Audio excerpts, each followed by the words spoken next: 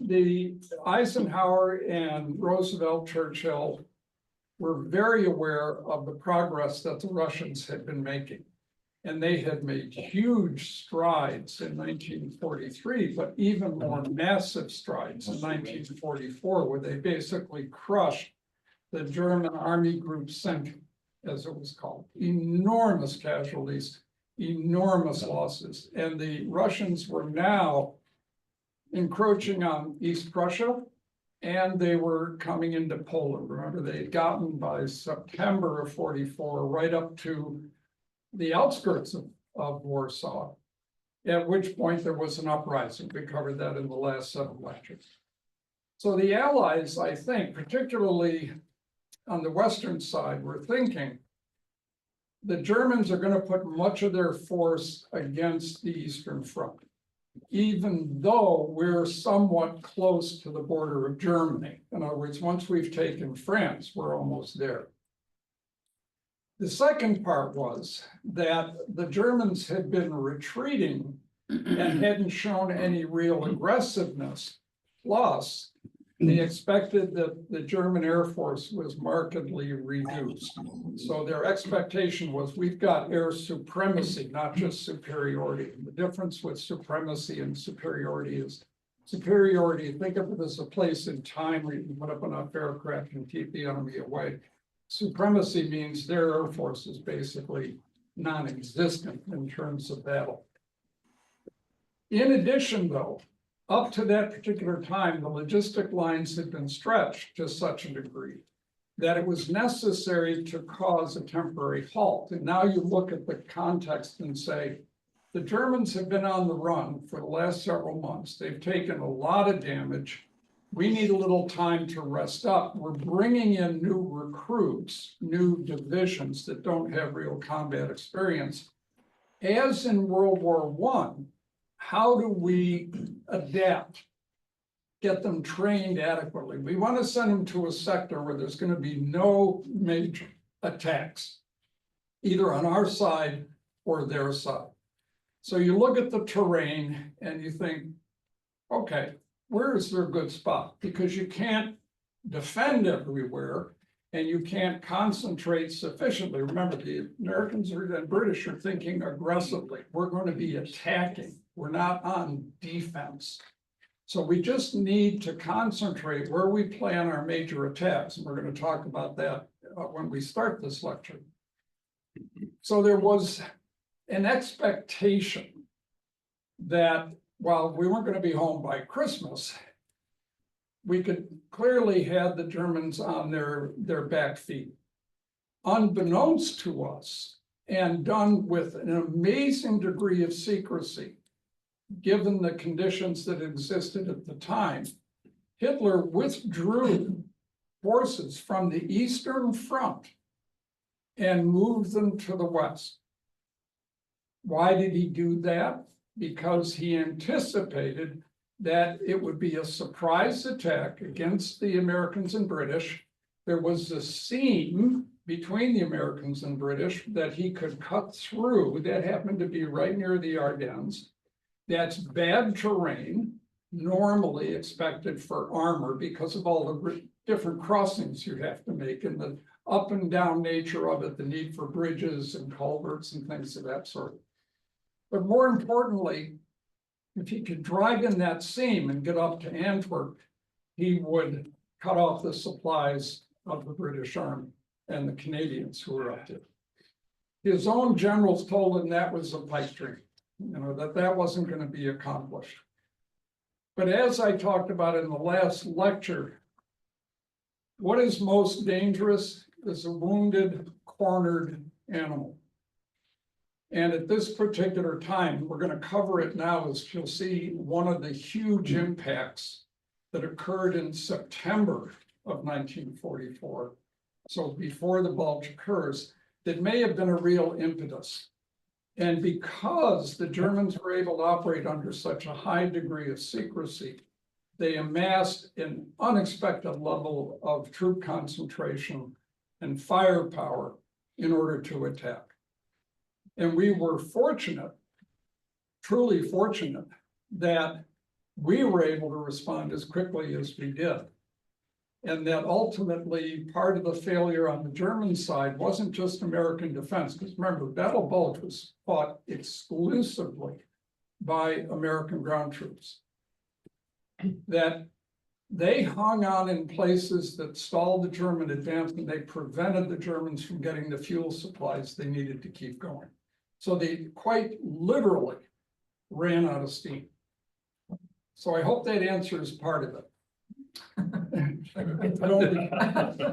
All right, we'll begin.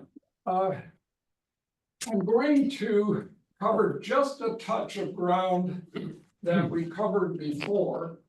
And I want to put this slide up because the next set of issues that we're going to talk about relate very directly to what I showed you at the beginning of the last lecture. And I want to call your attention particularly, and I don't know if it shows up for those on Zoom, right? But this particular thing, he who uses force unsparingly is the person who dominates. Now, as I've pointed out repeatedly, the nature of the fighting between the Western Front and the Eastern Front, very different, very different. But that doesn't mean that the British and Americans did not have a deep antipathy towards the Germans or the German government. So despite all the so-called humanity that is involved in the proper conduct of war, what's a legitimate target, what isn't, and so on. In this situation, emotion played a huge role.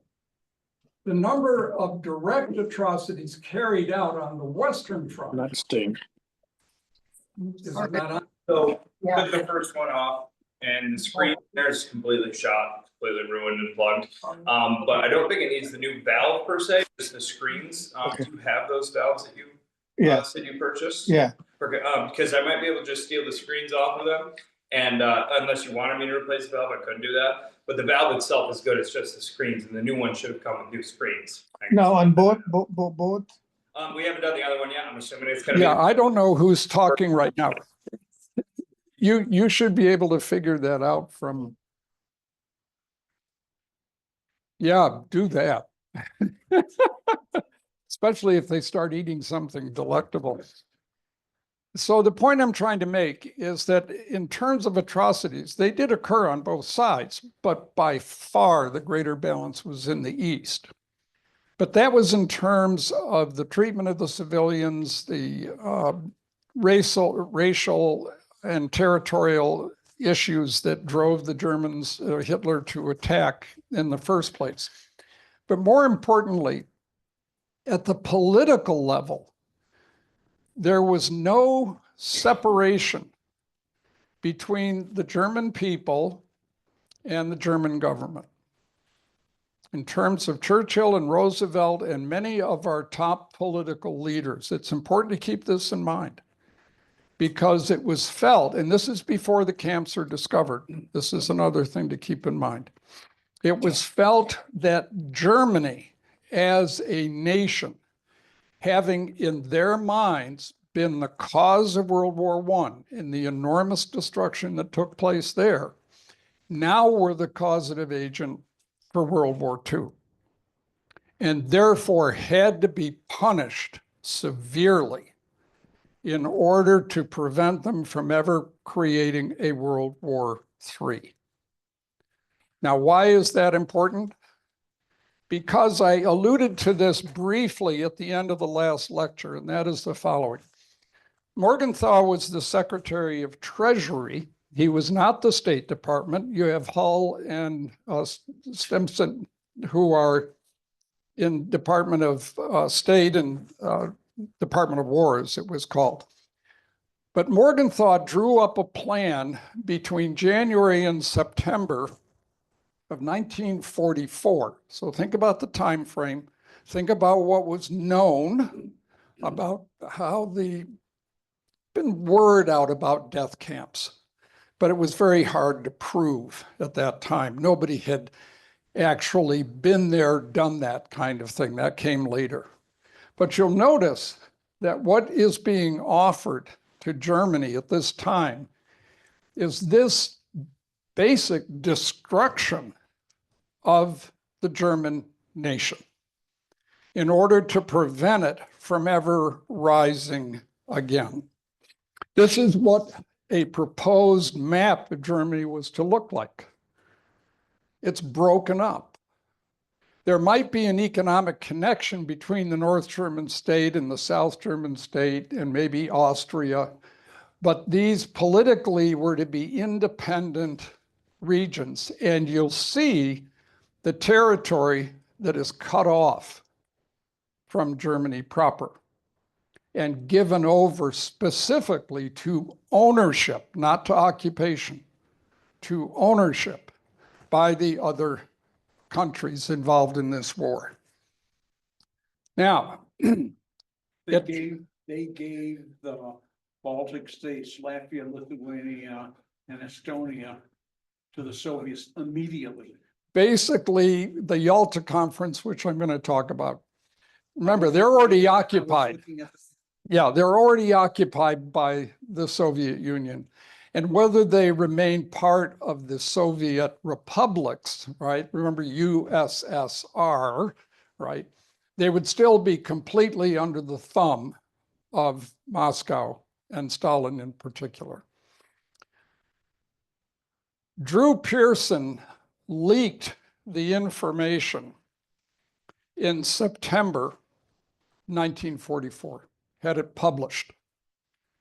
So you can imagine, now remember, this is before Market Garden, just before Market Garden in September. It's before the Battle of the Bulge, right?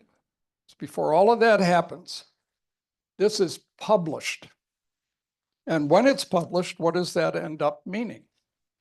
Well, Goebbels, of course, gets it right away.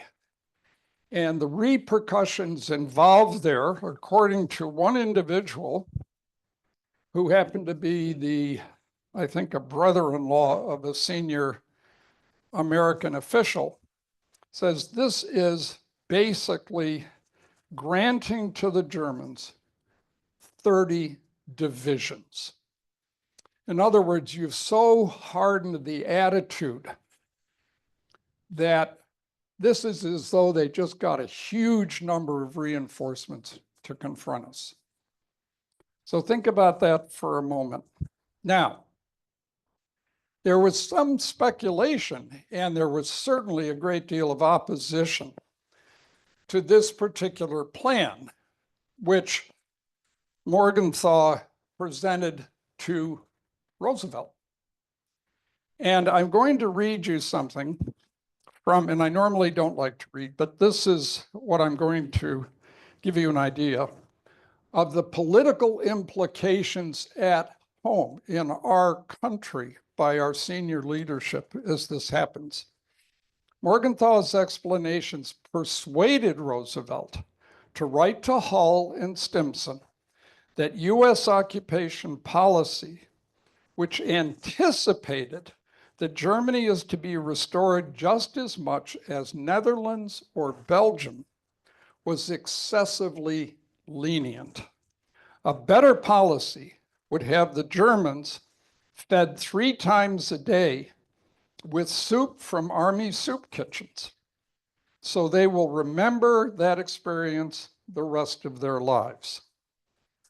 Roosevelt set up a commission consisting of Morgenthau, Stimson, and Hull, right? So he has tacitly embraced, at least in part, Morgenthau's approach to the pasteurization of Germany. Hull was so upset that he suffered from insomnia and eating problems and was hospitalized. He said that nothing would be left to Germany, this is his speculation, if they had to live off the land, and that the land would only support about 60% of the German population.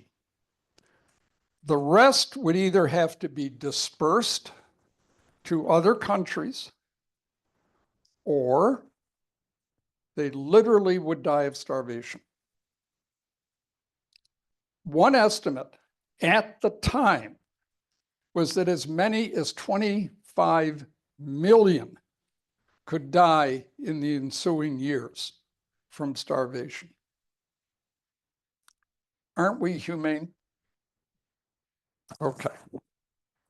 In August of 1944, in a letter to Queen Wilhelmina of the Netherlands, Roosevelt wrote that there are two schools of thought: those who would be altruistic in regard to the Germans, hoping by loving kindness to make them Christians again, and those who would adopt a much tougher attitude. Most decidedly, I belong to the which school? Come on. The latter school. For though I am not bloodthirsty, I want the Germans to know that this time at least, they definitely have lost the war. Now, with all the negative publications that came out just at home, forget what Goebbels was able to say, because he was just reading from the document and then saying what they were learning was the case. Following the negative public reaction to the publishing of the Morgenthau Plan, President Roosevelt disowned it, saying about this pastoral agricultural Germany, that is just nonsense. I have not approved anything like that. I am sure I have not. I have no recollection of this at all. Does that sound familiar to a lot of things we hear? Absolutely. So the idea behind this is that this is all not just nice, touchy-feely stuff. Yeah, I wonder if Roosevelt's letter to Queen of Netherlands. Wilhelmina of the Netherlands was, well, I wonder if he's just telling her what she wants to hear, or did he really mean that? Well, remember, he was setting up with Morgenthau, Stimson, and Hull a committee to look at it. And as we'll see, and we're going to come to very quickly, much of what Morgenthau talked about is actually incorporated into the German occupation plans. Yes. There's a notion that the seeds of World War II stemmed from the treatment of Germany after World War I. Right. Was that not a perception at the time? No, they were very aware. They were very aware. But part of the problem, to not spend too much time on that question, because it's a very deep and important question, is to go back to what was in the Treaty of Versailles. And one of the critical elements that occurred was the enormous amount of reparations that they wanted out of Germany, plus the French and British would occupy the Ruhr region to ensure that those reparations were paid and the Rhineland would be demilitarized, and that Germany would have no possibility of putting military forces back in the Rhineland, in a sense, pushing their borders up to that river. And in addition, restricting the armed forces to 100,000. Okay, now Putin's only asking for 85,000 out of the Ukrainians. But you can see how that just isn't going to fly. But it was enforced after World War I. And again, not to go back through all that history in detail, the Germans found ways around it, particularly by working with the Soviet Union, which was being ostracized by the West for their communist approach, the Internationale and things of that nature. So in February, there's a special conference held in Yalta. This is one where Stalin could attend because the Soviets were doing much, much better at this stage. But what I want to point out in particular is you'll see this fellow in the middle. If you think back to photographs you've seen of Roosevelt, even in mid-44 to now, he looks much more vigorous than he does here. And remember, he dies in April. So you can already see that there's a deterioration that's occurring. And the real question from my perspective, independent of whatever agreements were reached at Yalta, is did his physical decline somehow affect his judgment? That's purely speculation on my part. And I'm not saying that any of the decisions were necessarily wrong, but what I want to focus on is that this was now beginning his 4th term. Okay. And he's only going to survive several months into it. The main points reached. What's interesting is how many of these issues you see here were expressed in the Morgenthau Plan. War criminals to be tried, Nazi leaders executed. So why try them if you're going to execute them? The only purpose behind that was a propaganda-related issue. There were no particular laws of war that existed where you could convene a court and decide that your opponents had behaved in a criminal fashion. So this was a new creation, and we see this now morphed into the International Court that exists in The Hague or currently, and again, has no particular power to speak of. I mention this, though, because in that particular setting, punishment of Germany was heart and soul of what was to happen after the fighting ended. Germany was to be punished. And just to jump way ahead, it wasn't until 1947 that that approach was modified, was not dumbed down, but made more humanitarian. And there were other political reasons why that happened. But nobody was going into Germany, at least from the Western side, to go in and just shoot civilians or rape and pillage in that regard. Though if you watch Band of Brothers, some pillaging does occur. So they find all that nice silverware and they kind of walk off with it and send it home. But the basic point is that this was not a gentle occupation, okay? We like to think of it that way. Now, the general situation that occurred just prior to the Battle of the Bulge was that Eisenhower was thinking ahead strategically as to the conquest of Germany itself. He had not anticipated that the Battle of the Bulge would occur, and he outlined 3 phases of action that he anticipated would lead to the conquest of Germany. And they're very obvious. The first, close up to the Rhine, the last major river barrier before we're into Germany proper. Second, cross the Rhine, because he knew that the bridges almost all would be destroyed. They anticipated every single bridge would go down. So the crossing itself would require a major effort because the Rhine is big enough that you can't wade across it. You've got to have boats, you've got to have all of the implements that are going to suppress the opponents on the other side for you to get across, and almost think of it as a mini Normandy kind of invasion.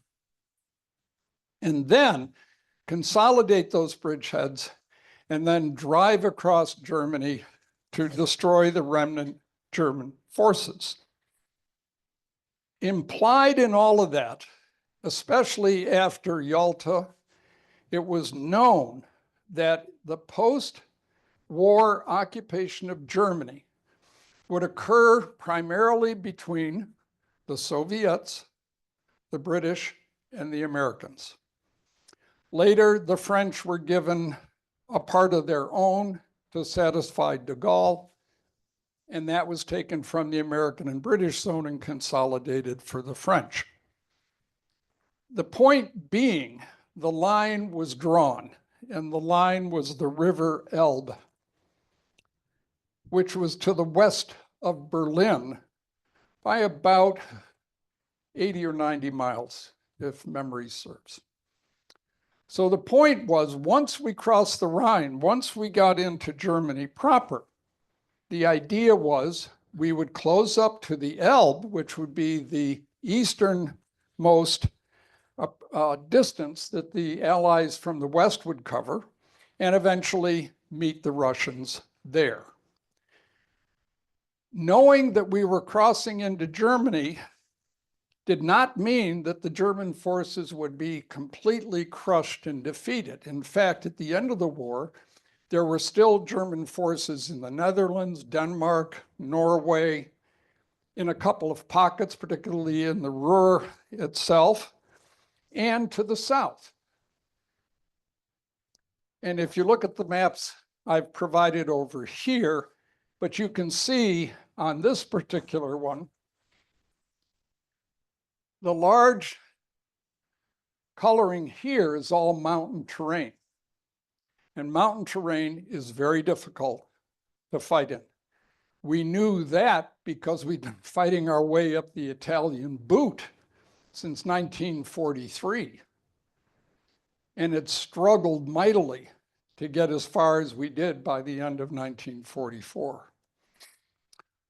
The other main political question, especially in Churchill's mind, there's little information that I've run across that makes me think Roosevelt was suspicious. But he was an excellent politician, so he probably had some inklings.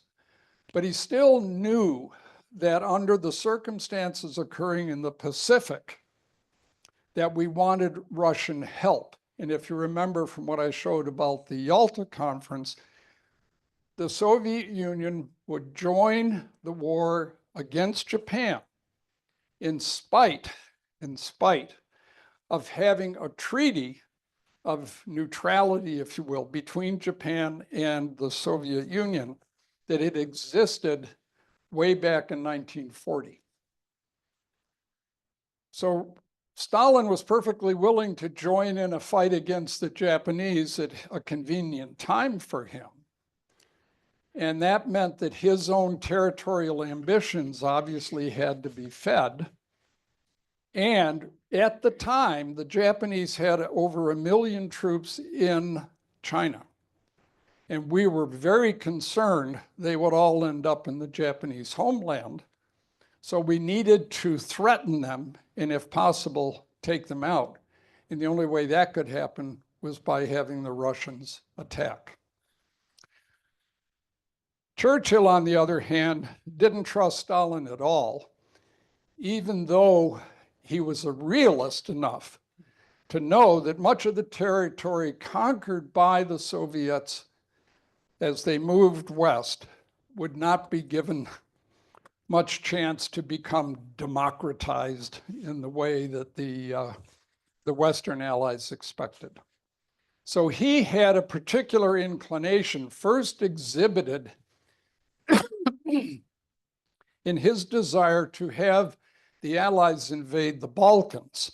I talked about that in the last set of lectures, rather than invade southern France in particular.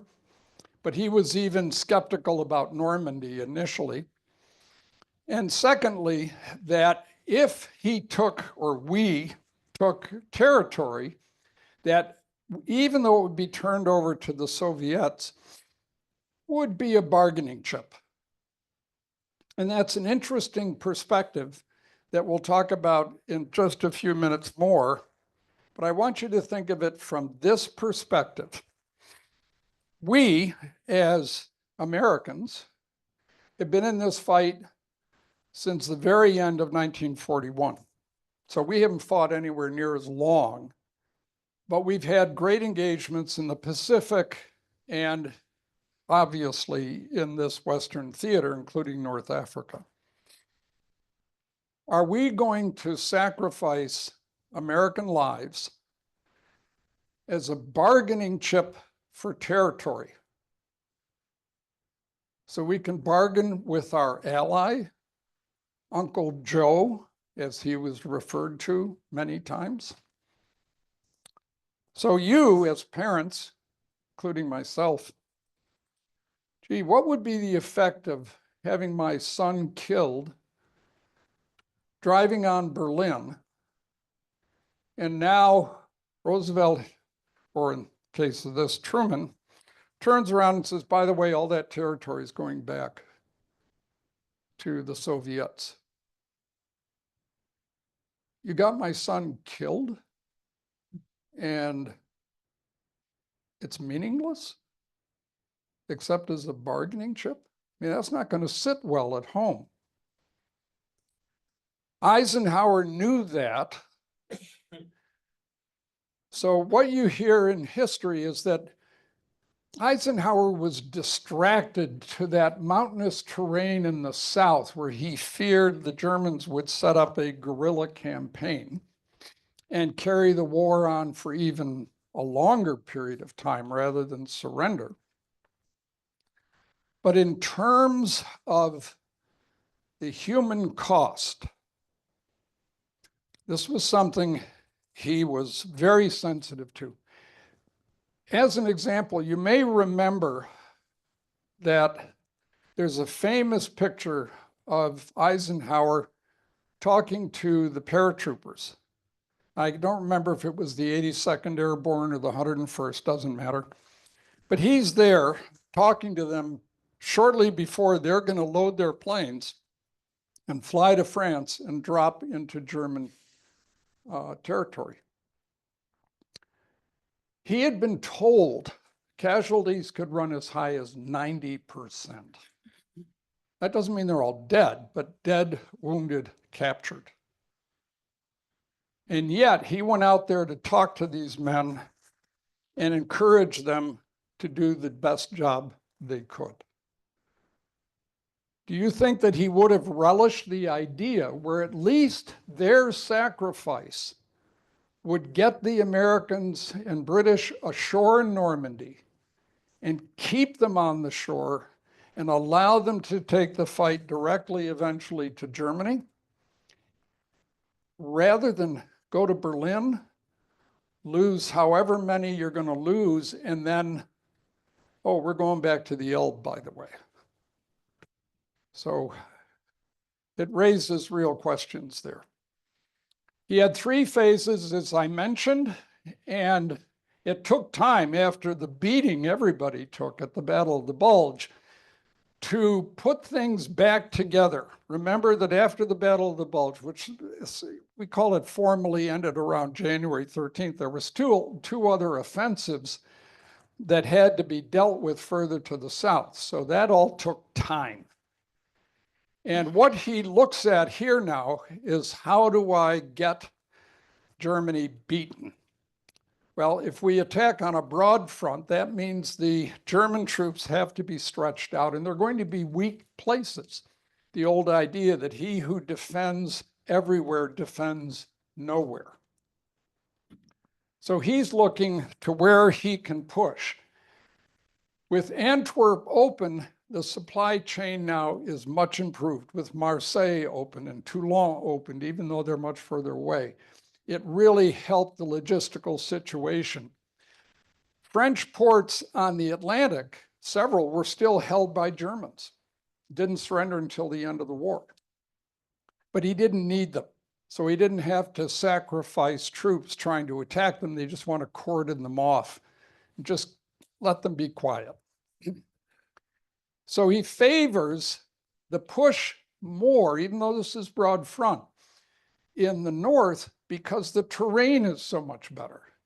You look at this map, you can see, not that this is flat ground entirely, but what it is more gentle rolling country. There are a lot of rivers, there are a lot of canals, but it doesn't offer the same defensive values that you get from being in the mountains. He figures out that there are going to be several phases of the, or subphases of the phase to close up to the Rhine River. And as a result, there are 4 of them, all of which have their own names, which are designed to force the Germans off the Rhine and eventually allow the Ruhr to be encircled, because that is part of the industrial heart that's going to be ripped away from sustaining the German forces further. Now, as you see in this particular thing, the Germans have to figure out what they're going to do. And one of the interesting things is that Hitler realized he could trade terrain in the east. He couldn't afford to trade terrain in the west, which is kind of interesting given how much territory and how much damage the Soviets had inflicted on him. The other part was that in this German high command, as they began to see more and more destruction and the almost inevitability of the conquest of Germany, that maybe if you have to surrender, who's a better person to surrender to? The guy on the Western Front or the guy on the Eastern Front? Well, you know what's happened on the Eastern Front.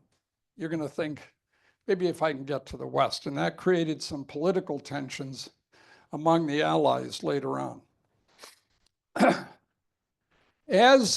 And again, I'm showing you mostly what's happened on the Western Front. We're going to go to the Eastern in a bit. The Western attacks really do very well. There was one important event that occurred as we closed up to the Rhine, and that was that the Ludendorff Bridge at a town called Remagen was only partially destroyed. And while it was defended, the Americans were able to get across and establish a secure foothold.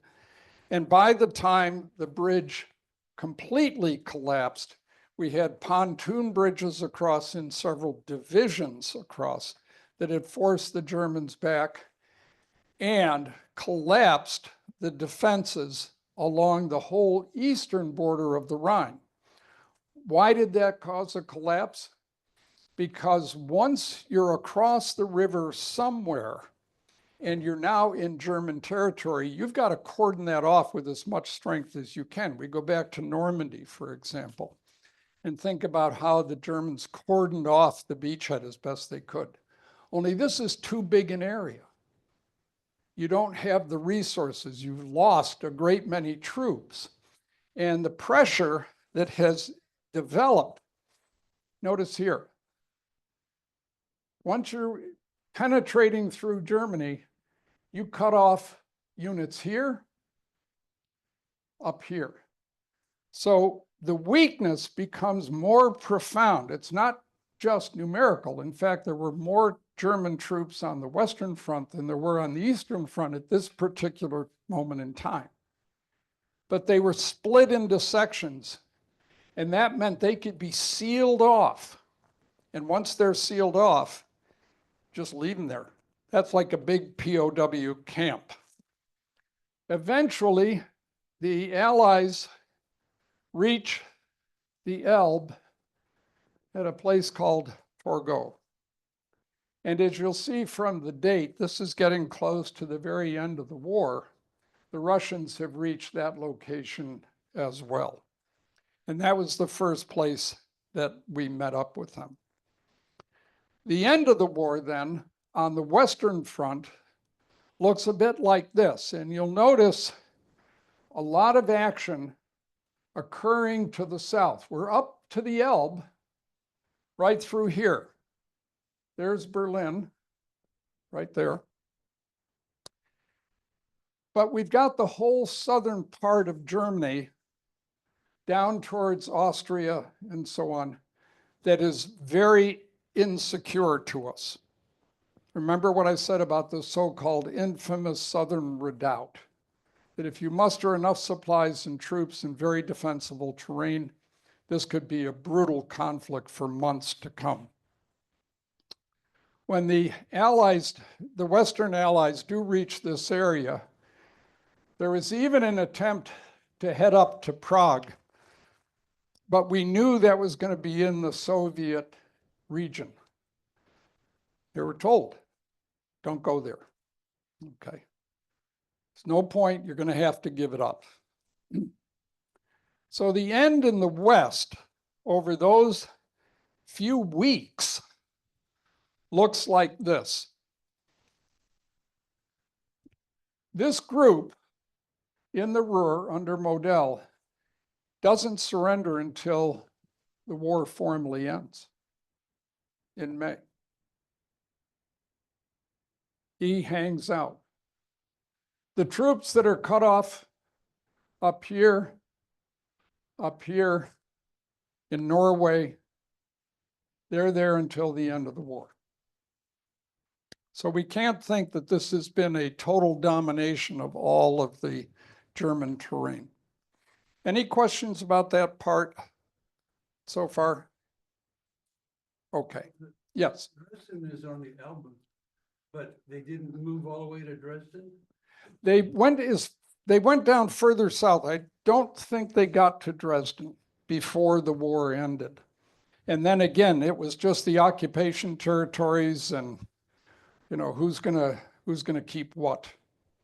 And this was something that frustrated Churchill enormously. In fact, he was so upset, he talked to Roosevelt about it and said, listen, Berlin is the key. If we can get to Berlin before the Soviets, even though the Soviets were closer, said, if we can get there first, then we're going to have a political handle that'll force the Soviets to respect some of the agreements that we made at Yalta. One of the agreements was that there would be elections. Oh, we'll know how that turned out. If you were Polish, for example, and again, just a little bit of throwback to the last lecture series, there were two governments alleging that they controlled Poland. There was the Lublin Poles and the London Poles. And you can kind of guess which side get based on the city. So at one point, Stalin said, you know, why don't you London Poles come on over here? We'll have you meet with the Lublin Poles and we'll figure out a form of government for Poland after the war ends. Well, they went and they never returned. You know, it's like the MTA in Boston. They disappeared forever. And that was one of the things that outlined to Churchill and probably gave Roosevelt a few more gray hairs, that Stalin couldn't be trusted. That if given the opportunity, he would get rid of people he didn't want. Yes. Right about now, Churchill is voted out of office. That happens at Potsdam. Okay. Just afterward. Yeah, and that again is another example. Actually, I'm glad you brought that up, Robert. During World War II, even prior to our entry, right, World War II allegedly breaks out in 1939. As I said in the opening lectures way back, I think it's understandable we call September 1939 the beginning of World War II because that's when Germany invaded Poland. However, it really wasn't a world war until December 11th. You say, well, wait a minute, December 7th, that's when Pearl Harbor was attacked and we declared war on Japan. Yeah, that would have meant there was a Pacific War. December 11th is when Hitler declared war on the United States. And that made it a world war. So in that regard, it's just a small thing. Now remember, 1940, 1944, we hold elections. We haven't been invaded, understandably, but we hold elections, and it is conceivable the administrations would change. Remember, back then, there was no term limit on the presidency. That didn't come until later. Churchill takes over in May 1940, so the British have been fighting for roughly 6 months, 7 months. And then, due to the domestic situation at home, as the war against Germany concludes, because the Potsdam Conference takes place in a city that's just outside of Berlin, the people in Britain take out his government, and Clement Attlee has to take over. Right in the middle of the conference, Churchill literally has to get up and leave, and Clement Attlee and his people come in. Now think about the implications of that, though we're not going to get into it in these lectures. But I want you to understand and really deeply appreciate what our system, and I include the British in it, though they have a slightly different system, involves in willingness to say, I've been defeated in an election and I am stepping out of power. I may not like it, I may complain about it, but I'm going to do it. And that is something very special about some of the Western societies. Now, the Western Front does not typically include Italy, but I conclude it here because, as we have learned from the initial invasion at Salerno in September of 1943, the British and Americans, the Poles, the French have been trying to march up the boot, and they've run into problem after problem after problem because of the horrible terrain and the general level of competence the Germans have manifested in defending that area. In spite of an amphibious landing at Anzio towards their rear, they're able to hold that bridgehead off from penetrating deeply. And it's not until months later that they're able to finally break out of the Anzio bridgehead and break out of the Gustav line and make their way north. And by the end, as we see here, just from June to August, the Allies make progress, but they are still stopped. They're still stopped short of getting out of the tough terrain. And the weather has deteriorated badly. The logistics here are awful. The road network is particularly bad. And in many instances, the Allies, mechanized as they are, have to resort to using mules to get supplies up into the mountains to the troops. So this is a difficult contest.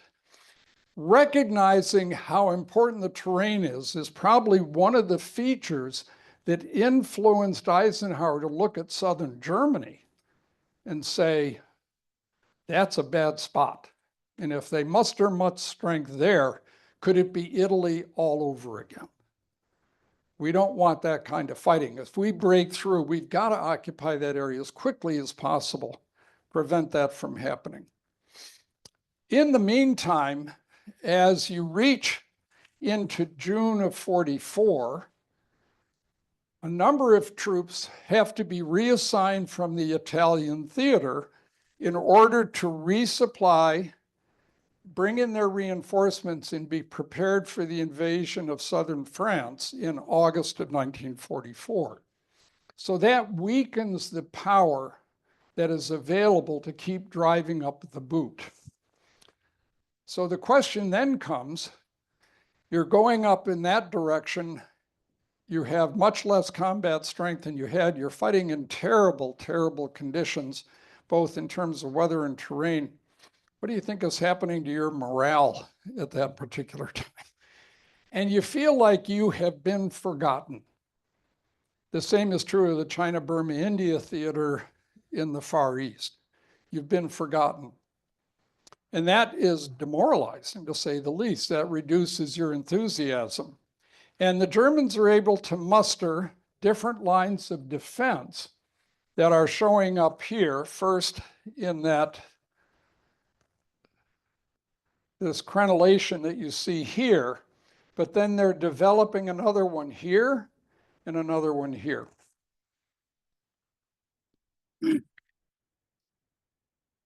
Things stall badly because of the things I've just outlined, both in terms of supplies and the number of troops that you have. The Germans certainly don't want the Allies pushing all the way up to the Alps, though they recognize that may be a possibility, but they want to avoid giving them this relatively flat terrain, which will allow them to maneuver much more quickly and effectively. So they want to stop them in the mountains. Notice the time frame, April 1 to 20. They're hanging on. They're doing an amazing job of keeping everybody out. Now, this is a blow up of that slide, and it shows you that once the Allies are able to break through and get into this part of the terrain, which was much more open, the end becomes very evident to the German commanders in that location. As a result, they know that their last line of defense has to be the Alp passes. So they've got to fall back, and they hope to do it with some degree of cohesion. But during the course of this particular set of advances, that cohesion is beginning to fall apart. And by the time the conflict ends, you'll see the cost of the Italian campaign. That's from September 43. We're excluding Sicily. In terms of losses. And one of the fascinating parts of this is the following. Why so few Italian combat casualties? Well, remember that when we invaded at Salerno, what did Italy do? Yeah, surrendered and then sort of changed sides. So the Italian military, which was by this time bereft of great levels of competence and combat power, in a sense was going to disappear. And only a few units were actually incorporated into the Allied forces because it takes a whole lot of different struggles of logistics, how you provide weapons and ammunition and all the rest of it. So as far as the Allies were concerned, just go home, right? Just go home. Don't bother us. We won't bother Get you. Caesar. The partisans were a bit more of a problem. And in fact, there were several thousands of casualties among Italians who rose up against the fascists, as the Italian far right was called. But I also want you to notice this number actually of 1 million is an error. I did some more work on that, and it actually was closer to 600,000. So the point is this, the Germans still committed a substantial force in the region of protecting Italy from being completely overrun. But given what the strength rate relationships were on the Eastern Front and on the Western Front, they were expending a lot of, I'll call, relatively unnecessary force to keep Italy in the war. Now, part of the reason for that, industrial areas that are in the north, in those plains, and if it was given up too quickly, you could mass air bases there, Allied air bases, and you could cover all of Germany easily with strategic bombing. Notice the number of civilians killed. Again, this is just killed, right? Wounded, displaced, what happens over the next couple of years becomes a real issue.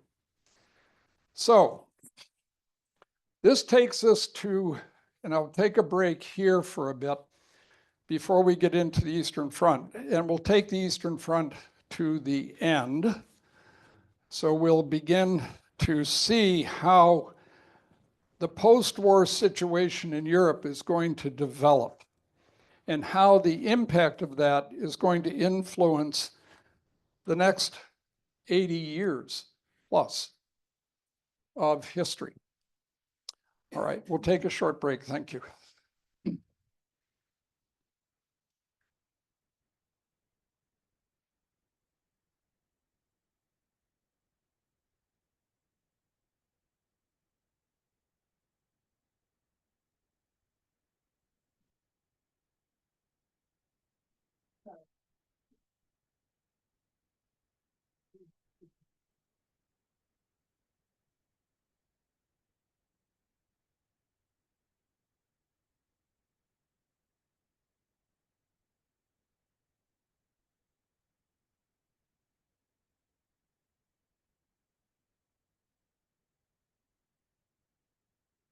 Or we can turn the lights on.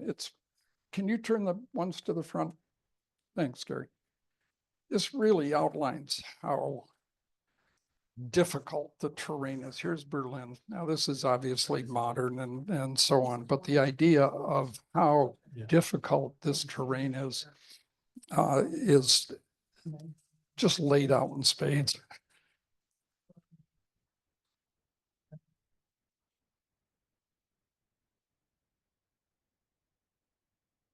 I went to work at a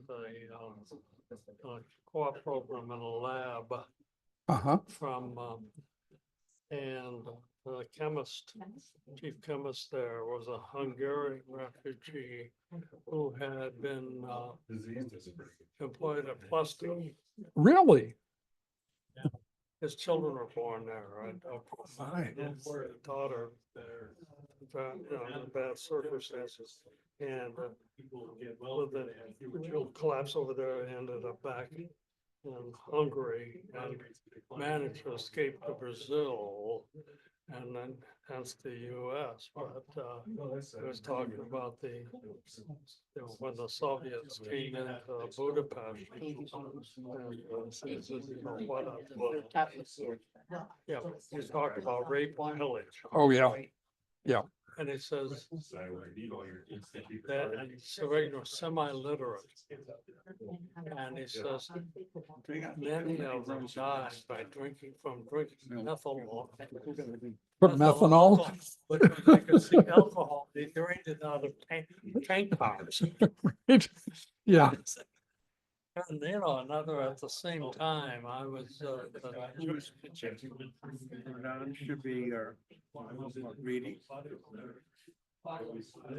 Reading.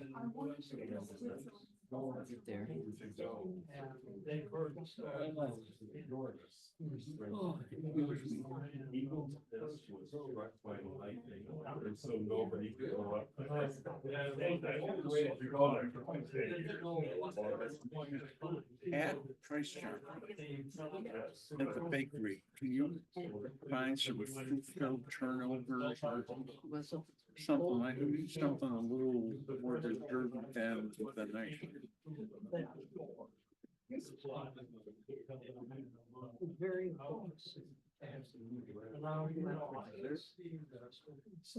Something like that, yeah. That's right, pick up.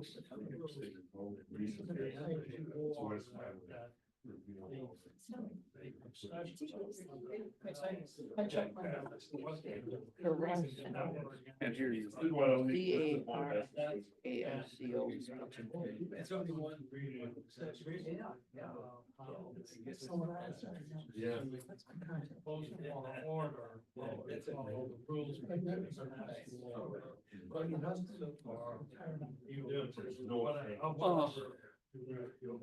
The chef. The chef's from that.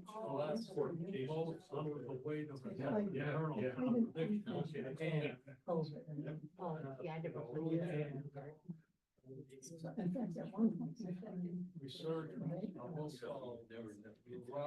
They had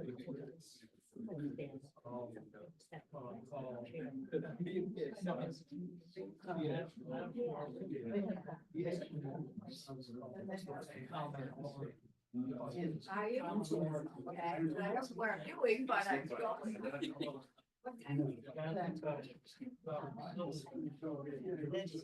Material. I think when you're.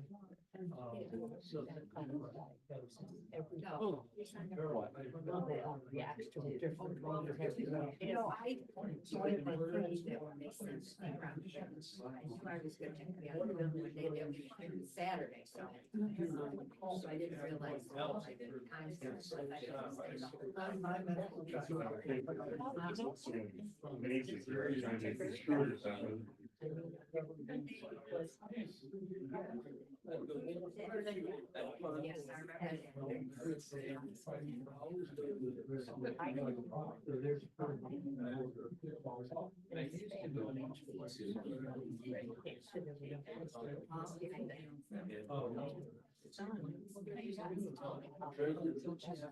Yes, I I don't know where they're gonna place it. You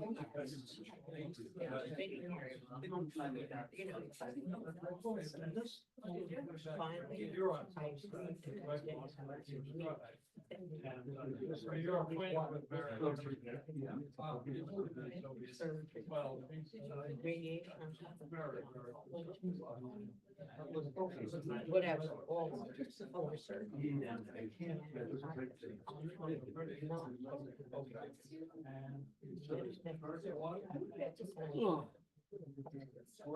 know, and. No, you're asleep. Right answer. But You already passed through that point. But there, I looked over, there was Dawson Air. There I was.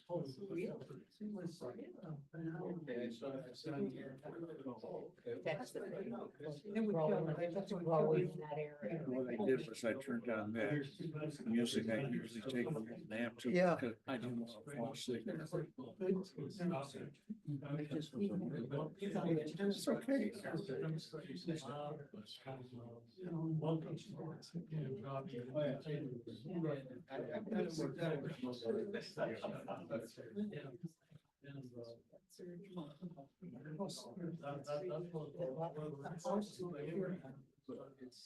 It's new to be special.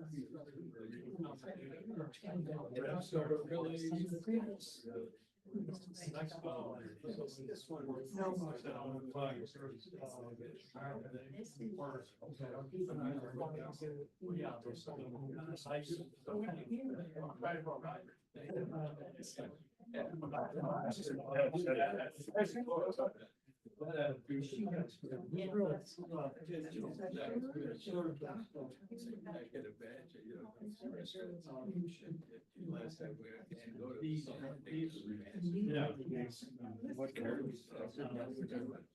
I don't know why. I can't hear you, Sarah.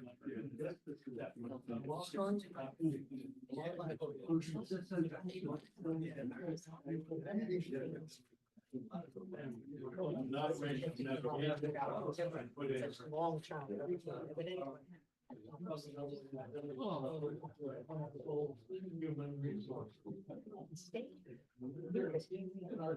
Sure.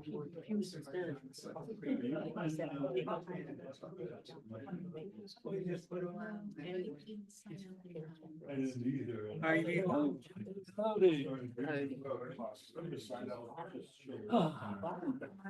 That's a pretty sweater. Somebody must have knit that for you. I think my wife picked it up. Dressing you up. Cold today. Would think it'd be so cold there, but it's so warm. You don't remember the good old.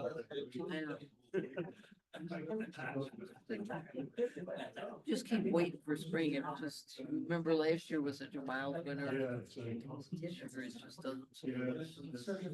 Yeah, you put it on your list of reasons.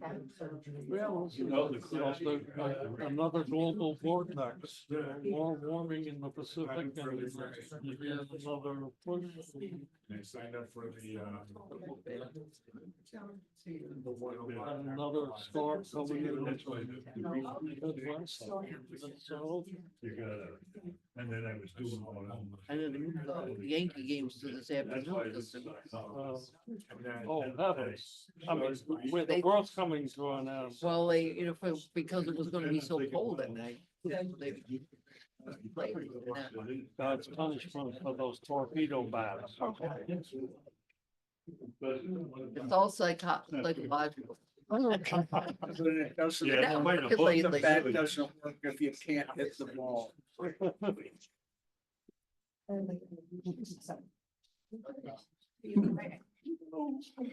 My mom had a cowbell when we were outside playing around. That was the summons to dinner. And you better be where you could hear it or else.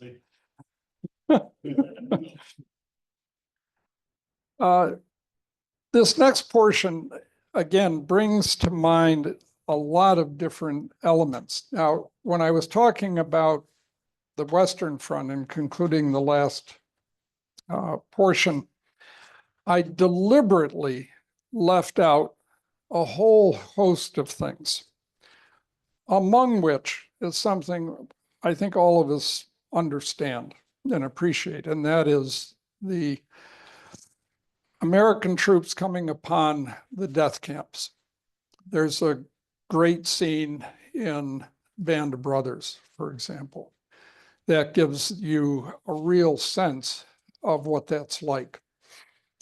And the question has come up in a number of different venues, private conversations, more open lecture ones like this, as to why the Allies didn't do something more about it. And I'm not here to rationalize anything, except insofar as to say there were considerations given. It was unclear just how repulsive the actions being performed were, though there were certainly more than just subtle hints about it. But ultimately, one has to look at where these camps were and what could possibly be done to rescue those held there. And one option that people have discussed is, well, we could have bombed them.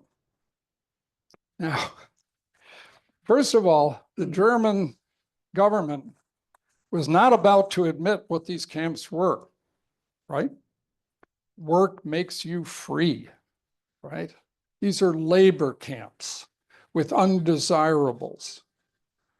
So if the Allies come over and bomb those camps, what's the propaganda that you're going to do? You're going to go take camera crews and show how all these people were killed by Allied bombing. That's a powerful thing. And I'd say, well, but they look bad or they're dressed in their prison clothes. Germans are smarter than that. If you're going to go film something, you're going to change their clothing, or you're going to show mass burials where the details are scrubbed. So there's all of that. The ovens, that's where we made food, right? Look at the showers. This is where they could get clean. Yes, we had to have guards around them, but you know, part of the reason for that is that if they wander out into the surrounding towns, they'll pillage and kill. These are undesirable. These are people who don't belong in our society. But suppose you were able to bomb the camp and not kill everybody in it. What about the survivors? Where are they going to go? Can they get to freedom? Not very likely. They're bereft of any resource that could get them somewhere. So tragic as it was, in the considerations that were facing the high command, particularly of the British and Americans, who had the strategic bombing capacity. Remember, the Russians did not. They built very few what we would call strategic bombers and used them very infrequently and usually not to actually bomb, but for reconnaissance. So the nature of that particular element, awful as it was, and shocking as it was, unfortunately, Eisenhower ordered camera crews to go in and record because he said the horror was so deep that people would not believe it unless they had documentation. And as you know, even nowadays, there are people who deny that it even happened. And I'm sure many of you have traveled, and if you've been to Dachau or any of them, it is overwhelmingly powerful and horrific. And in a number of places where we've been to Holocaust museums, again, a profound, heartrending kind of thing to witness, even at a distance of 60, 70, or 80 years, that we can do this to each other. Was it different on the Eastern Front? I said in previous lectures that if you were captured, if you were a Soviet soldier captured by the Germans, your chances of survival were somewhere around 5 to 10%. Now, as we got towards the end of the war, they didn't have time to get rid of them all. But the point is the proportion of loss of Soviets in German prisoner of war camps was extremely high compared to British and Americans.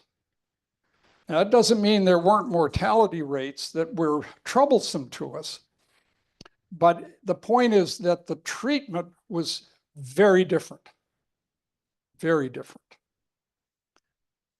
In addition, as the Soviets moved west, they found more and more evidence of mass graves and other atrocities that occurred, not just a scorched earth, which both sides used, depending on whether they were retreating or advancing. Burn down anything, blow up anything that could be of use to your opponent. But it was much worse than that in terms of the treatment of the civilian population, not just the military. So as a recap, from December of 43 into August of 44, you can see that the Germans fell back markedly and were reaching the borders that you can see of the Baltic states, of Poland, Czechoslovakia, Hungary, and Romania. And we talked a little bit about this during the last set of lectures, the previous series. The Germans had to trade space in order to gain time, and particularly to shift resources to the West, because the expectation was the invasion of France would be of great importance and difficulty for Germany to withstand. And this shows some of the progress that occurred during the months I've outlined here on the left as the loss of territory. But what I want to emphasize in part here is you'll see that there's substantial areas here which weren't occupied by war's end. Something, again, we tend to forget. In spite of the great preponderance of strength the Allies were mustering, this was no cakewalk, even at this point of the conflict. The Soviets advanced, and I have to break this down because first, our familiarity with the geography is somewhat limited. And in spite of all the reading I've done, at times I still have to go grab a map and go find out where some city is that, kind of know the name, but I don't really know where it is. But in this particular situation, what I want to emphasize is starting in the north, and by now Leningrad has been relieved. And the Soviets are going to advance to the borders of Germany. Now, as they do this, I point out that Prague is here, Berlin is up there, and there still is a very long front of relatively open terrain until you get down to the further south area where the Carpathians are. That gray swath that you see here, but that has already been taken when Romania and Bulgaria changed sides, rather than just be overrun. This particular initiative drove the Germans back mightily, and Hitler again knew this was happening and decided that the only way he could slow it was to create various fortresses, or fortress cities, as he called them, to try to force the Soviets to encircle, spend extra troops compared to the number in the garrison, take time to wear them down before they could be released to join the advance further to the west. And he kept forces even in the Baltic region, in spite of their being cut off and isolated, for just that purpose as well. And that's what this slide is demonstrating. So as you proceed away from Leningrad and start making your advance along the south coast of the Baltic Sea, you're compressing the German troops further and further, and you've broken the connection, as shown by where my arrow is, between this particular large group of German soldiers and the rest of the front further to the west. The importance of this is that the Russians, the Soviets, have to send troops to isolate that area and hold it. That's the part that is demonstrated in this particular section that you see where my arrow is. That they're cutting them off and have penetrated and broken the connection here. And while some Germans are able to escape, most of them are kept there and ultimately captured when the war ends. This particular slide just shows the extent of the further collapse that's occurring, as well as the advance across Poland to the East German border. The city of Königsberg was one of those designated fortresses, and it was isolated and eventually wrecked. Poland has fallen completely under the control of the Soviets at this point. And Hungary and Czechoslovakia are facing annihilation at their eastern borders. The reason I show this is that I want you to see the date, April 6th to 9. Now the war is going to end in a month, right? Notice the losses. 50,000 KIA, WIA. So even at a 3-to-1 ratio, you're talking about 15, 20,000 dead. The rest wounded. And of those captured, where are the Soviets going to send them? Not sending them home. They're going to ship them off to labor camps in the Far East. Of those, few get home.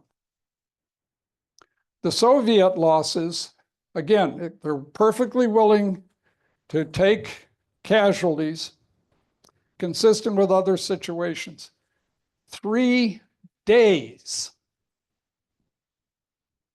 Keep that number in mind when we reflect on the capacity of modern societies to take damage. This is 80 years ago. The other great city where fighting was intense was at Budapest, or Pest, depending on how one likes to pronounce. The Buddhist side is hilly. This is the Buddhist side. The Pest side is quite flat. If you've ever been to Budapest, you can stand on the Buddhist side and look for miles out over the eastern side. When we visited there, I have to tell you this story just because it's an example of things. We stayed on the Buddhist side, and near our hotel was an underground hospital. The hospital had been built in the 1930s in anticipation that war was coming. And we were able to take a tour through the hospital. One thing they did that stood out was they had a soundtrack of the gunfire and fighting that had gone on overhead. So they played that while you're in this hospital walking around. You're hearing gunfire, artillery shells, and things of that sort. And when you went back up on top and got out of the hospital, they had deliberately left marks on the wall where shell fire had broken off pieces. So you could understand physically by seeing it and walking there just how desperate the fighting was. The city of Budapest itself, in a sense, had very little strategic value, but it had great political value because it kept that country allied with Hitler. Remember, Romania and Bulgaria, they'd joined the Soviets. That's part of the reason why the Soviets were able to keep their strength up the way they had. Hitler wanted to free the city from its encirclement, and he diverted a number of forces to try to free it. They were unsuccessful, but it was a costly and bitter battle. As you got into the winter months, this is just an example of how the Soviets were able to encircle, and the attempts on the part of the of the Germans to free the city. And while they made penetrations, they were very limited and did not last very long. Further on through the rest of March, remember, this is getting close to the end of the war. They still are making an attempt to retake the city. In other words, the Germans aren't sitting back and just letting their opponents pick and choose where they're going to attack. They're going to do as much as they can in order to keep their enemy off balance. But eventually it goes down, and the Budapest area right here is finally completely cleared. And now the Soviets are able to launch their last attacks into the remaining territories held by the Germans. Yes. One of the most moving Holocaust memorials was on the banks of the Danube, where in the waning days of German occupancy, they found what few Jews they were still left, maybe 2,000, forced them into the Danube, remove their shoes, and then machine gun them in the Danube. And the memorial is iron shoes lining the Danube, designed so they will rust and disappear within 100 years. And standing there looking at that part of the Danube and the shoes is extraordinarily moving. Yes, we were there, Robert. You're exactly right. It's an extraordinary. The other thing that you'll find in a lot of the European cities are medallions, either in a wall or on the ground, of Jewish either synagogues or apartments that were taken over or destroyed. The Soviets, at this point, in a sense, had the Germans on the run. The Hungarian army was falling apart. The Czech army was practically non-existent. Yugoslavia was held by Tito. They didn't want anything to do with him if they could avoid it. He was already allegedly a communist. They figured they would incorporate him as necessary. Turned out not to be the case. But in any situation like this, they knew what they wanted. And that was, they wanted Vienna, because once they held that, then even though Austria's situation was not completely settled at Yalta, maybe if we hold it, we won't give it up.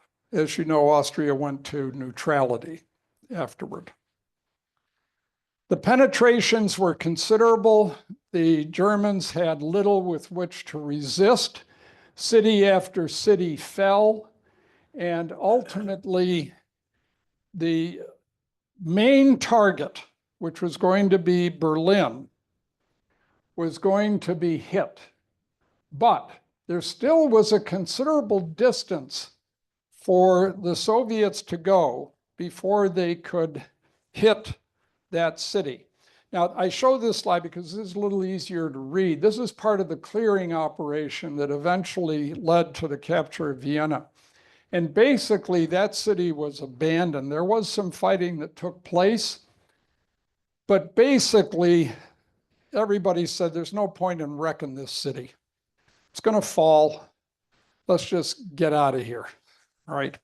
So that was indeed what happened, and it allowed the city to remain largely intact. The terrain here was particularly favorable through the center section once you got over some of the ridges. But once you got into the mountains, things necessarily slowed.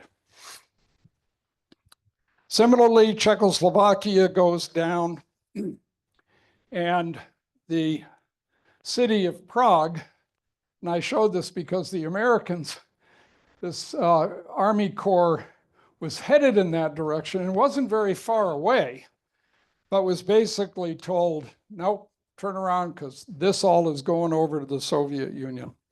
So don't bother with it.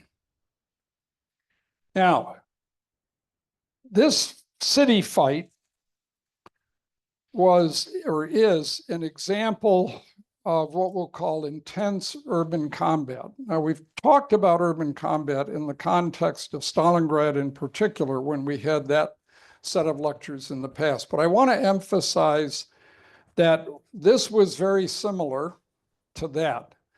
Close in, very dangerous, very heavy casualties among infantry in particular, very limited use of armor, though you could use it on some of the broad avenues that existed within Berlin. But basically, this is close-in fighting, and how do you protect your soldiers the best? You use a large amount of artillery, and you blast everything that conceivably could be a source of resistance. So Berlin is going to take it on the chin in a very bad way. This shows the lead up. Once Warsaw is finally taken, as you see that black spot right up here. And the Soviets, within a relatively short period of time, notice this is just 8 days, are able to penetrate, and if you look at the legend down at the bottom, as much as 100 miles. That's almost driving uninhibited in terms of military movement. You know, to cover 30 miles a day is almost unheard of. But this takes you to the idea that the German resources were collapsing. And in spite of what looked like a defensive line here and here and here, they're nothing more than speed bumps if they're not defended. So once you've penetrated through, especially if your enemy is relatively immobile and unable to maneuver rapidly, you can make great progress. By this stage of the war, here is the important sort of supplement.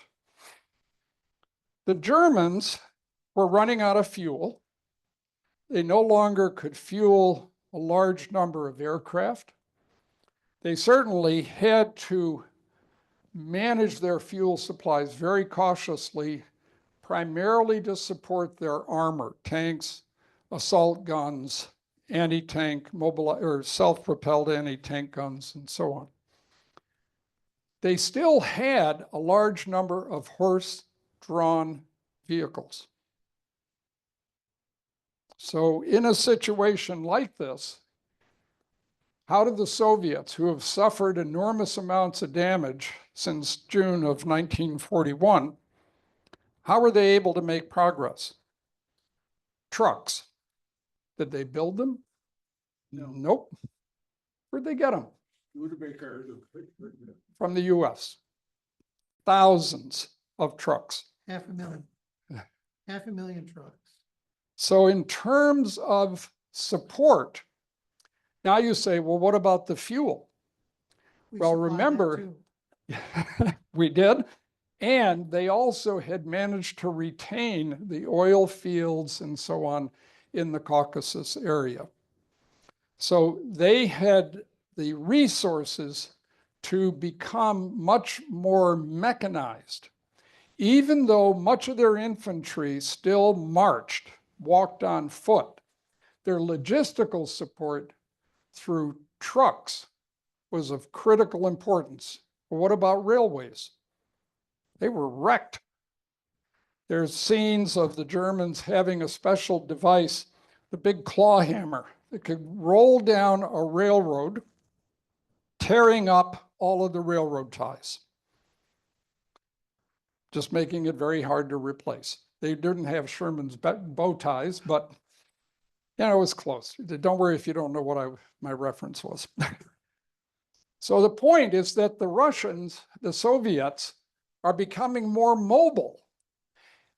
In addition, their senior leadership has learned an enormous amount from their defeats in 1941, 1942. They've learned the kind of leadership that generals have to have in order to create advances on this particular scale. Now, the drive from the Vistula, which is a prominent river crossing, and it held them up for a time, partly because of logistical constraints. Finally, they breached that, and they reached the last river barrier before Berlin, the Oder River. And at this particular point, there's a considerable reorganization that takes place within the Soviet architecture in order to assign the units that he wants, Stalin wants, to capture Berlin. Now, here's another little subtle thing. Stalin, in 1937, eliminated about, I think it was 37,000 plus officers in the Soviet army. Why did he do that? Well, he feared a coup, but he was paranoid beyond belief, and he looked at anyone who opposed him even a little bit as a potential traitor. Even close confidants who had worked with him for years to rise to leadership. In this situation, one particular general by the name of Georgy Zhukov had become very widely known and popular among the Soviet people. And I think Stalin decided that he had to take Zhukov down a peg or two. So instead of giving Zhukov the sort of what we would call the supreme command, such as we see with Eisenhower, nope, not going to happen. He's going to give him a subsidiary command. Still very important because he needs that talent. But at the same time, it's going to be a little bit of a message to Zhukov. Don't get too big for your britches, young man. I can still take you out. So in this situation, initially it looks as though Zhukov is going to be given the predominant force, which is going to take Berlin, and his forces are mustered on the Oder River, very close to Berlin. Once he's across the Oder River, then it's a pretty clean shot to get to Berlin. But he's not going to do it alone. In the southern section, there's another general, not as popular as Zhukov, named Konev, but very capable. And he's going to give Konev the opportunity to join in. In this way, whoever gets to Berlin first will kind of have the kudos for having done it. Now, the reason I mention Breslau is that even at this stage of the war, where Germany is on the verge of total collapse, Hitler still will not give up territory he thinks can slow the Russians or the Soviets. So Breslau is yet another location that becomes a fortified city. Here, he has some justification in terms of outcome. If you look at how long the city held out, right? Doesn't end until the end of the war. But again, look at the casualties. 50,000 Germans, 50,000 Soviet, 60,000 civilians in one place. Every man, woman, and child, Binghamton, New York, gone, dead. Think of the mess that creates. The battle is complex and very difficult. So Konev down here in the 1st Ukrainian, Zhukov in the 1st Belarusian, and they are going to attack. Konev is further away, has a much greater distance to cover if he's to get to Berlin, but he faces less opposition. And Stalin basically wants them competing. The first assault that takes place across the Oder River, which is here, is against the German fortifications on the Seelow Heights. Between the heights and the river is difficult terrain. It's flat, but it's not very solid ground. Nonetheless, as you'll see here, the Soviets muster almost 1 million men. 3,000 tanks, 17,000 guns. Now think of the distance and what that means if you're on the receiving end. Importantly, the Germans got wind of it and knew almost exactly when the bombardment would take place. In addition, Zhukov brought up a whole bunch of searchlights that he was going to use to illuminate the defenses and improve the accuracy of fire. Just before the bombardment takes place, the German troops largely are withdrawn to a second line further back, and the front line gets pummeled. And then the Soviets attack across the river. They get caught in the marshy ground. They suffer considerable casualties. They lose a great deal of their equipment in the process, and they're stymied for a bit. Konev, on the other hand, breaks through his line, as you can see in this lower area here, and he's making rapid headway, and in the process also encircling some German forces that you see here. Now, what's happening to the further north is not so much a cakewalk, but it is relatively easy, given that the concentration of effort from Hitler's perspective is to defend Berlin. When Stalin set up the lines of demarcation between the two, and let me use the arrow here, it'll show up a little better. Between the two fronts, this is your zone of responsibility, right? First Belarusian has this part, First Ukrainian has this part. That line gets extended up towards Berlin. The initial thought was that the line would extend past Berlin, leaving Berlin within Zhukov's sector. But Zhukov is held up at the Silo Heights, and he's taken considerable casualties. He has to regroup. He has to rethink how he's going to do it. So Stalin instead draws the line up to Berlin. And he's leaving open what's going to happen after that. As they advance, eventually Berlin is completely surrounded. And the fight for the city itself begins.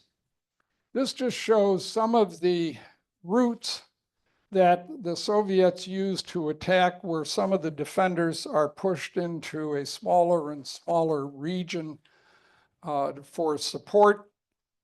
And this is perhaps a little more dramatic for the following reason. You see highlighted here, it's a little easier to see. There's the Chancellery where Hitler has his bunker. Here's the Brandenburg Gate. If any of you have been to Berlin, you've almost certainly seen the gate, and you've been to the Reichstag. I will say that right about where my arrow tip is a Holocaust museum, which I visited. And you actually walk underground as though you're starting, and the walls get higher and higher and higher as you descend into that museum. Again, a powerful issue. And many of us have seen photographs of the so-called flak towers that could hold up to 20,000 people. You just cram them all in there because the city was getting heavily bombed strategically. The point is that as the city collapses and as the Soviets make their way in, ultimately, it's very clear that Germany is done for. But they haven't surrendered. In fact, the fighting has gotten so brutal that on the German side, if you try to desert or if you're not with your unit, there are police and even civilian police who go around and either can shoot you or hang you. That's how brutal this is from the standpoint of fighting. Hitler commits suicide on April 30th. And shortly after, Donetsk, who takes over for him, surrenders. One surrender takes place on May 7, but the Soviets want a formal surrender in their terrain, if you will, rather than at Reims, which is in France. And that's accomplished on May 8. So formally, the fighting is ended. There still is a lot of cleanup to do. And I want to come to this conference in order to highlight a little bit of what we talked about earlier with Churchill having to leave. But remember this as well. Roosevelt dies in April. And for a moment, Hitler, who's still alive, thinks maybe this will cause a collapse of this coalition against me, much as it collapsed against Frederick the Great of Prussia in the mid-1700s in the 7 Years' War, when Catherine of Russia decides, yeah, I'm not going to work with France and Austria anymore. We'll leave Prussia alone. And he's saved. Hitler thinks at a point that maybe Roosevelt's death is going to break up the coalition, but of course he's disabused of that notion pretty quickly when Truman takes over and says basically everything Roosevelt said we're going to do. So get with the program, guy, in which case he kills himself. The Potsdam Conference, which takes place just outside of Berlin, was a critical meeting as well that incorporated into it, as we'll talk about briefly, a number of the issues that have already been mentioned through the Morgenthau Plan and discussed and put into place in the Yalta Conference as well. But what is intriguing, and I referenced this before our break, is that this guy, whom I would say personally was one of the greatest leaders the modern world has seen, who stepped into a situation that was so bleak, so awful, but refused to quit. That now, right at the peak of his triumph, they say, you're out of here. It's really pretty fascinating. This conference, as you'll see, has a lot of different elements in it that had already been talked about in the previous conferences that I outlined. What I wanted to emphasize was this one here: expulsion of German populations. We talk about how the victors have to decide what the so-called peace is going to look like. You do that before the conflict is over.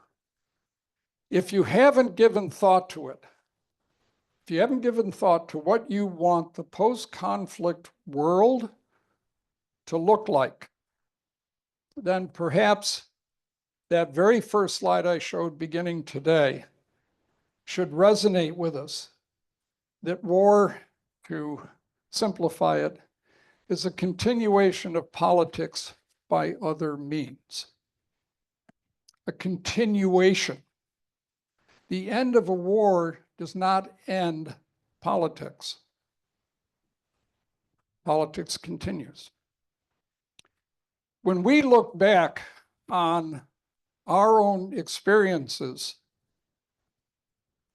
after World War II, Korea, Vietnam, less so Desert Storm, but involved in Desert Storm, Bosnia, Herzegovina, Somalia, Iran, Iraq, Afghanistan.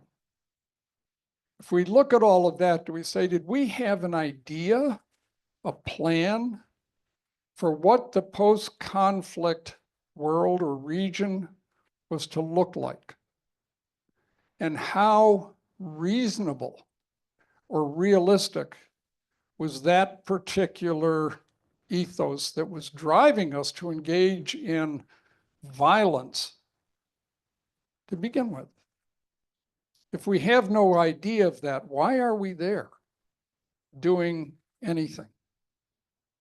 In this situation, it was pretty clear, even from the Casablanca conference in January of 43, shortly after the invasion of North Africa in November of 42, that Germany was to surrender unconditionally.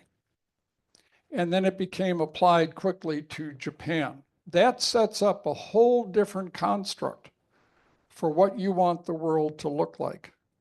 But it doesn't get fleshed out until you see what actual territory is being gained or lost in the process. But one thing that World War I allegedly taught the victorious powers, and partly incorporated within Wilson's 14 points, was the idea that different ethnic groups needed to be together in order to establish a cohesive body politic which would not fracture over ethnic lines. They failed to implement that properly, in my view, when they began to break up the Austro-Hungarian Empire and the Ottoman Empire and a whole lot of other places that were influenced by it. And from the perspective of the powers that won this particular battle or this particular war in the West, this was one of the prominent elements. We've got to get populations together that are ethnically cohesive. Now, Tom and I were talking a little bit about that earlier in the break, and that is, where does your allegiance lie, first and foremost? I think most of us would say it's family. if I have to do something to protect my family, I'm willing to put myself forward and do what it takes to keep my family safe. Okay. Does that apply to Binghamton, New York, or Enwell, or Johnson City, or Vestal, Broome County, New York State, the liberal East, the rest of the country, including Hawaii and Alaska, and so on? In other words, how far am I willing to stretch my allegiance, especially if what it means is I have to rebuild almost literally from the ground up?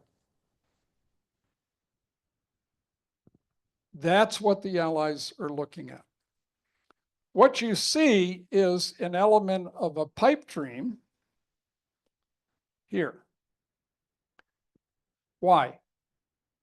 Because the presumption is that somehow countries which describe themselves as democratic or republic in nature, if you want to get really particular, can somehow impose those systems on countries that have never experienced it and make it work. From the standpoint of United States history, and I use that term specifically, the difficulties that occurred after the American Revolution nearly led to the nascent United States of fragmenting into 13 different countries. It got that bad. Fortunately, we drew back from that, but we were still at each other's throats for a considerable time until the War of 1812, when the British came in and said, by the way, we're still much stronger than you are, and we're going to burn down Washington, just as an example. Yeah. So you end up saying to yourself, are those the things that finally make people realize we have to be cohesive and one? Well, what experience had most countries in the world experienced? Aristocracies, monarchies, kings, whatever you want to call them, the best in oligarchy, where only a few decided what was going to happen. And to try to impose this would become very, very difficult. Think now of the Soviet position, especially under Stalin. He's not interested in democracy, right? That's the last thing he wants, is to have all these different groups becoming chaotic and argumentative and obstructive. He wants to be able to just tell you what you're going to do, and you're going to do it. So this particular idea, Stalin agrees to only because he knows it's a non-starter. Yes. Didn't Roosevelt have a position of self-determination? Meaning, for instance, Indochina would not be recolonized after the war. Right. That is part of what the Americans always argued with, both, not just at the political level, even at the military level. It entered into the arguments. Are you just trying to retake your colonies? Well, we're not here to do that for you. Okay, that's just not where we're going.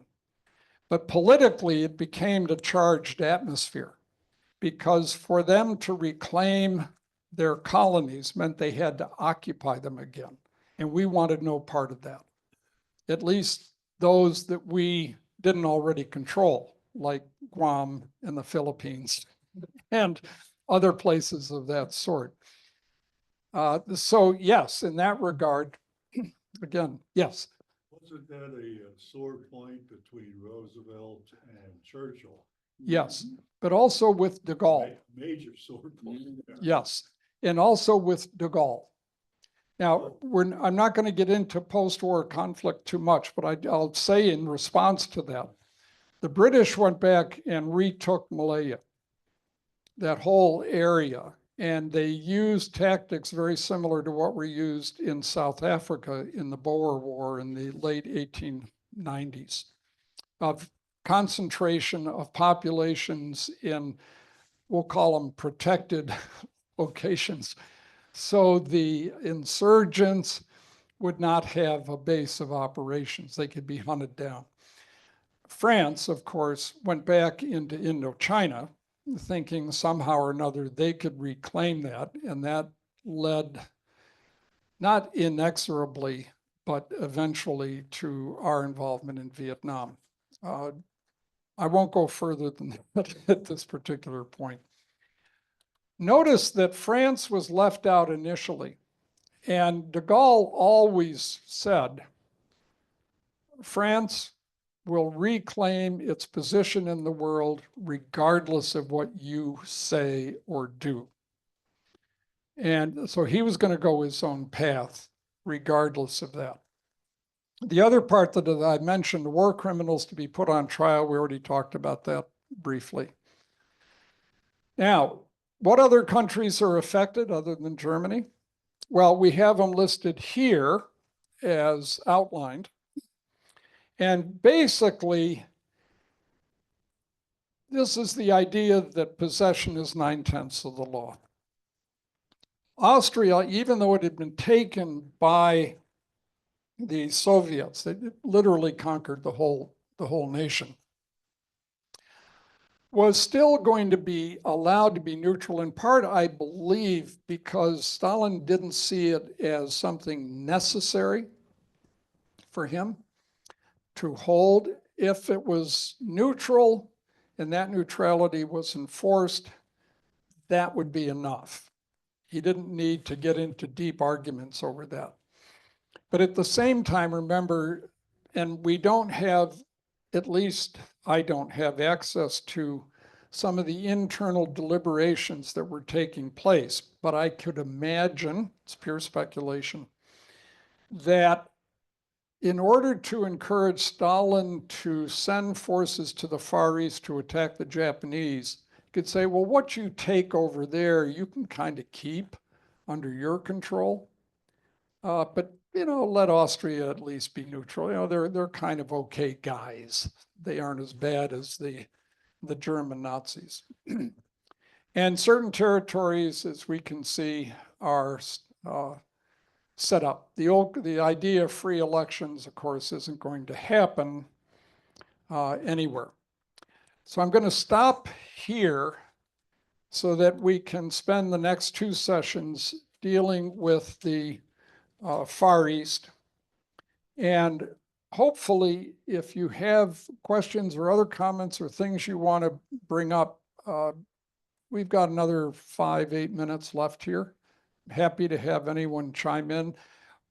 I don't know if at the very end of the course, there'll be time for a further deliberation on your feelings about World War II. So if you have things here you'd like to comment upon, please feel free. And if there are any people in Zoom land who have questions, of course, you can let them chime in.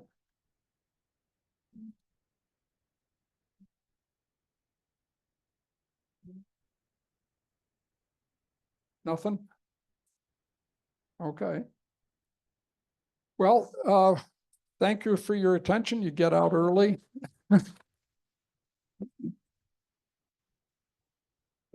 Yes. We were able to Yeah, visit hearing aids. the, These scene are of the one my Potsdam parents were 8 years old, conference. 8 or 9. And, it was important You know, for they wanna sell Stalin you every 3 to or have 5 years, each party enter a specific door.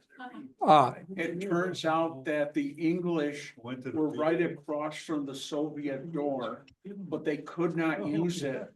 So they had to go up a stair, across a ramp, I went down for a another hearing test, stair, and obviously, and through you know, to I get knew I in needed through their rest own of door. location. At Stalin's Just like insistence. fittings for my- The gentleman, Come back to Stalin me was first, you can pick 'em up. extraordinarily insecure I said, in "Now I'll pave everything." my driveway. yeah.